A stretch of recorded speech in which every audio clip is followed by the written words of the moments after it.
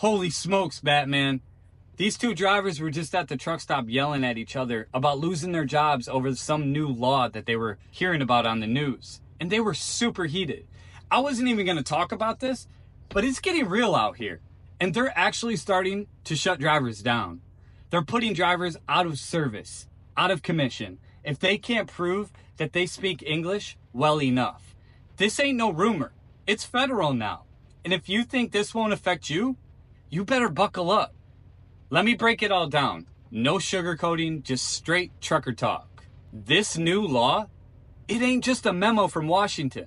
This is a full-blown executive order signed by Donald J. Trump, effective in all 50 states, and starting real soon. If you get pulled over and can't pass their English check, they can park your truck on the spot. So here's what happened. Back in the day, the FMCSA already had an English rule, but nobody was really enforcing it. You could skate by as long as you had your paperwork, right? But now, they're bringing it back into the out-of-service criteria.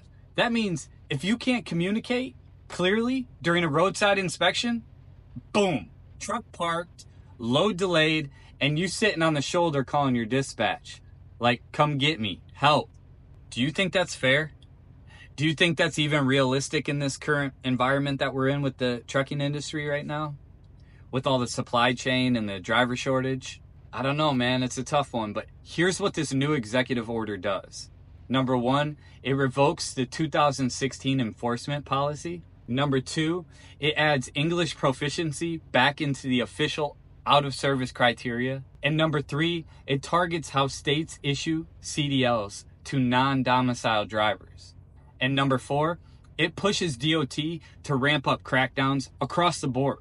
And all this goes into effect in 60 days from the signing. So, late June of this year? I'm not here to get political. I'm here to tell you the truth. This law could pull thousands of drivers off the road overnight. And if that happens, freight's going to get backed up. Rates might spike, which is good for owner-operators. Finally, they get a little breathing room.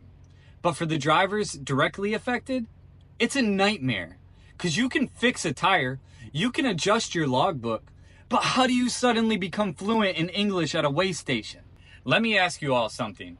What happens if this gets enforced hard? Do you think some drivers are going to get targeted more than others?